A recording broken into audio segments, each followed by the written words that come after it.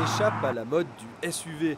Pas même les véhicules 7 places, autrefois réservés aux cette catégorie de voitures familiales a évolué vers une polyvalence, attirant de nombreux constructeurs. Peugeot par exemple a dégainé en début d'année son nouveau 5008, complètement différent de l'ancienne génération.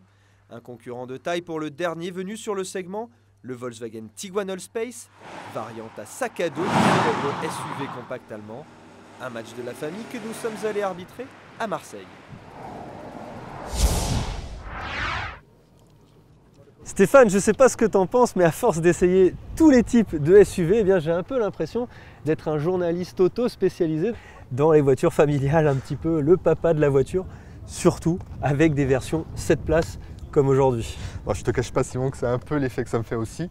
Et pourtant, on n'est pas encore dans des véhicules très familiaux, on reste dans le segment compact. Alors la particularité des véhicules qu'on essaye aujourd'hui, c'est que c'est des versions XL, des versions rallongées de véhicules compacts qui existent dans la gamme depuis quelques temps. Et en tout cas, l'intérêt, c'est qu'elles restent à la fois économiques et pratiques. Pourquoi tu as choisi le Tiguan Allspace parmi tous les modèles qu'il y a sur le segment? La réponse est simple, hein. Ton 5008, c'est peut-être le roi chez les généralistes, mais le Tiguan, comme toujours chez Volkswagen, il se situe un petit peu à mi-chemin entre les généralistes et les premiums. Et tu vas voir que niveau prestation, il a quelques atouts. Bon, tu me parais quand même très sûr de ton Tiguan. Ce que je te propose, c'est de les juger sur un point très important lors de l'achat de ce type de véhicule, l'habitabilité et la modularité. On y va? C'est parti. Allez!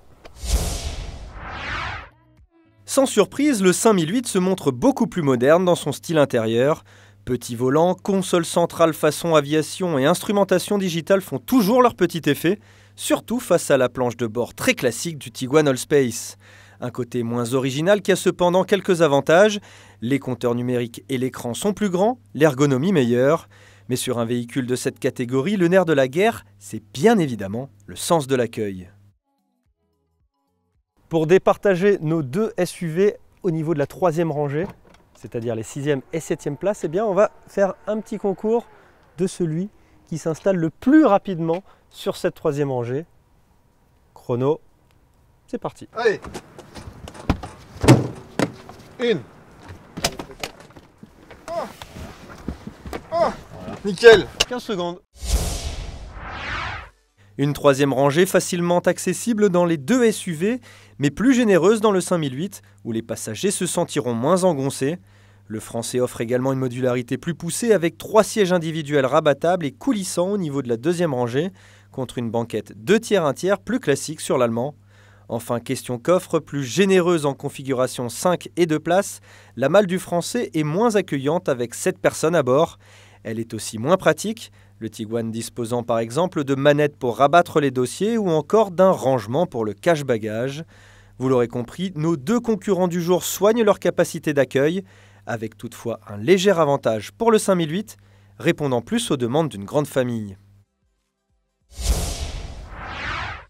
Justement, pour emmener tout ce beau monde avec le coffre plein, il faut des motorisations à la hauteur. Peugeot a fait le choix de calquer sa gamme sur celle du petit frère 3008, avec des puissances allant de 100 à 180 chevaux, loin des 150 à 240 chevaux du Tiguan Allspace qui compense son poids supérieur par des moteurs beaucoup plus généreux. À titre de comparaison, nos versions d'essai dotées toutes deux d'un 4 cylindres turbo-diesel de 150 chevaux présentent un écart d'une centaine de kilos sur la balance, en faveur du Peugeot 5008. Au volant du 5008, on oublie très rapidement qu'on est à bord d'un beau bébé de 4,64 m et plus de 1400 kg. Il offre un excellent agrément dynamique. Le comportement est très affûté. Le train avant relativement précis pour un véhicule de ce type. C'est vrai que c'est inhabituel sur ce segment car d'habitude on privilégiera le confort, le côté un petit peu placide mais qui va très bien à toute la famille. Et d'ailleurs en termes de confort, ce 5008 est un peu moins bien soigné que ses concurrents. Ce côté dynamique du 5008, on le retrouve aux places arrière ici à la troisième rangée.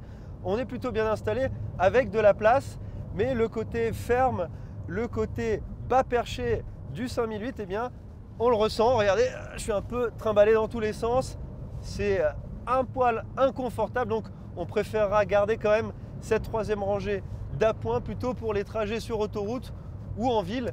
Et je crois que sur le Tiguan Allspace, la philosophie est un petit peu différente, n'est-ce pas Stéphane? Alors c'est vrai Simon, même ici à la 3e rangée, la différence de philosophie est assez frappante. Le Tiguan est beaucoup plus confortable, en termes d'amortissement en tout cas. Ça annonce de bonnes choses aux places avant. Au volant du Tiguan, on le constate, il n'y a pas que le confort qui compte. Volkswagen a vraiment voulu jouer à fond la carte de la polyvalence avec une sécurité optimale tout d'abord, une transmission intégrale qui n'existe même pas chez Peugeot. Côté boîte de vitesse, c'est du double embrayage, c'est ce qui se fait de mieux quelle que soit la catégorie. Et au niveau amortissement, c'est du piloté. Ça permet de choisir plusieurs modes de conduite allant de confort à sport. Bref, vous l'aurez compris, Volkswagen a voulu vraiment éviter à fond les compromis. Et je pense que pour l'achat de ce genre de véhicule, la clientèle familiale, c'est tout à fait ce qu'elle recherche. Plus confortable, le Tiguan Allspace se montre donc un peu plus polyvalent sur la route que le très dynamique 5008, qui ravira quant à lui les parents pressés. Une fibre familiale et premium que l'Allemand fait payer cher, en moyenne 2 000 € de plus que son rival français, motorisation, équipement équivalent. Le Peugeot 5008 reste donc la référence du segment pour son prix et son espace à bord, même si la concurrence se fait de plus en plus pressante.